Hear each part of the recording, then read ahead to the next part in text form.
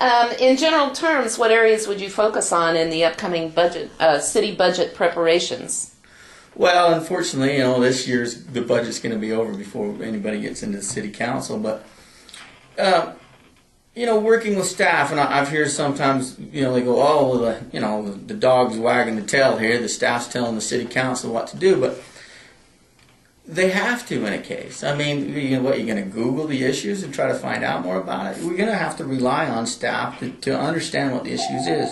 My commitment is really to understand the issues. Take the time, educate myself on what the issues are, and then what's best for the city of Mesquite. I think that's what a councilman should represent, is the city of Mesquite. And I don't have any personal issues or games. I mean, I'm for the city. That's why I'm running. Which is also nice. I'm not going to have to disqualify myself on a lot of these cases because I'm not going to have a conflict of interest. Okay, but any specific areas that you would look to reduce if it was necessary with a budget crunch? Well, the departments, the head of departments are over that, and they're going to know what's best for their department.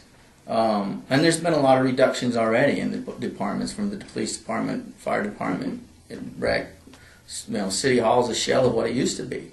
And that happens. I mean, that's the balancing act, is what size of government's best. Is it small government, large government?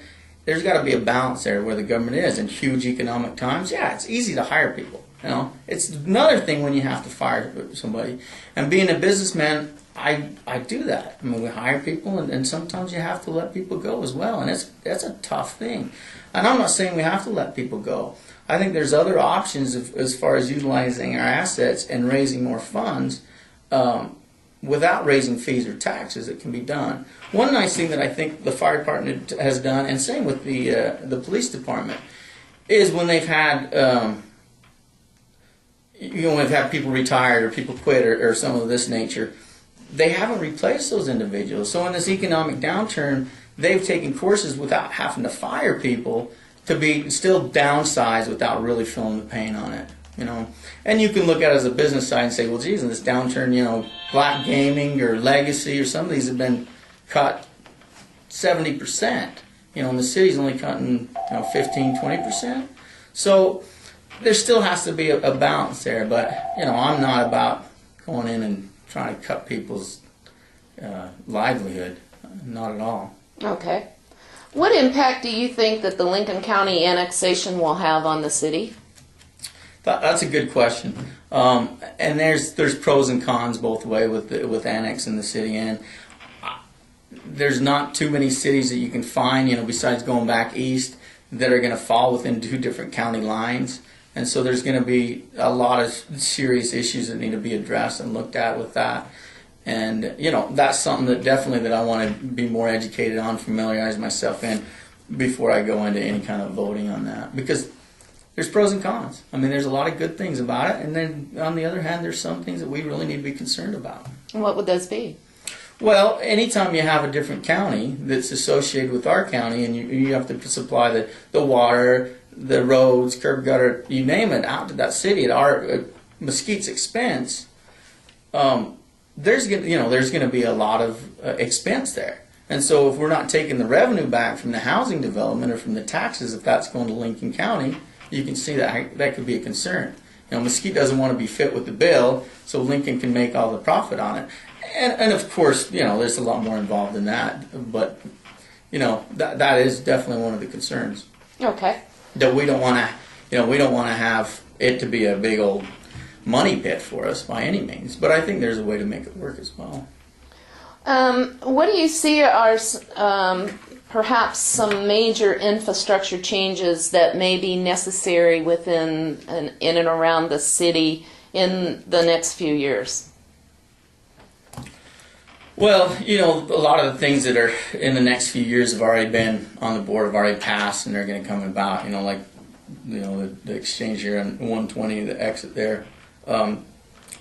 So most of those are already in place. Right. I don't really foresee any huge development that I want to propose before the council, before the city. I think what they've done is going to be sufficient to the growth of the city at this time. I mean, the last thing we need is a bunch of more empty buildings that aren't being utilized. It just, that's not the direction that Mesquite wants to go, in my opinion. Okay. Do you agree or disagree with the current practice of council members having technical reviews of issues before the agenda items are discussed at the city council meetings? I don't know. I think that depends on what the issue is.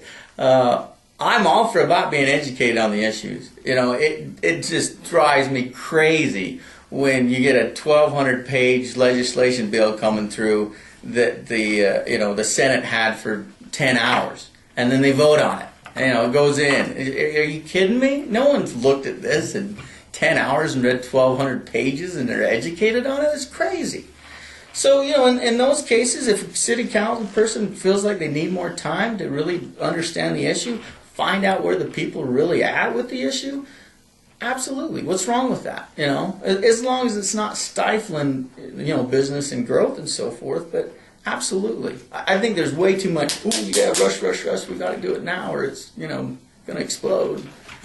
Okay. There's nothing wrong with taking your time, and obviously they should be educated. If they have the material beforehand, they need to do everything they can to be educated on the subject before they goes into the committee to vote. Okay. But if they feel like they need more time, give them more time. Okay. What is your opinion of the guidelines provided to council members about how they are to interact with citizens during council meetings as outlined in the Code of Conduct for elected officials? That's a tough situation because we're judging people on perception. He looked at me funny, or he looked down on me. I mean, come on.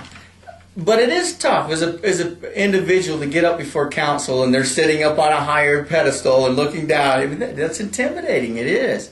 And so the Code of Conducts are great. I mean, it outlines really the way you behave. One of the things that kind of cracks me up while I was reading the Code of Conducts is in there, it's like, appear to be active listening. And I'm like, why don't you just active listen? Why don't you just listen? What does this appear to be? Where did that come from?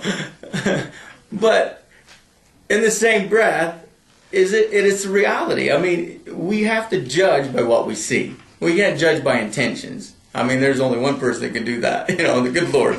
But other than that, we have to judge what we see. So it is true, even though I smirk kind of how it was written, in a way it is. We're judged by our appearance. And so just because we're listening attentively, if we're might be scowling or whatever, yeah, I mean, that's kind of the intent. But we need to be more friendly as a city council. We need to make people feel comfortable that they can come into city council without being scrutinized and give their opinion, and we accept their opinion. We can debate the opinion or whatever it may be, but they need to feel comfortable to come to city. I mean, that we represent the people. We're not all powerful, whatever. As a city council, we represent the people, and that's the way it should be. That's why I'm running for city council, because I want to represent the people. Do you feel you have adequate time to devote to the job of city council? Is this for me or my wife? I'll interview her later. Yeah, good.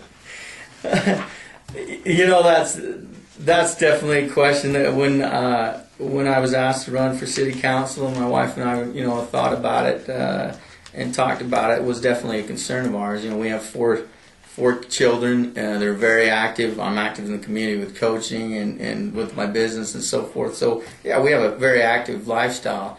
But I think that should be a plus, not a negative. I mean, it puts us into the community. It puts us into people that want to be making the decisions.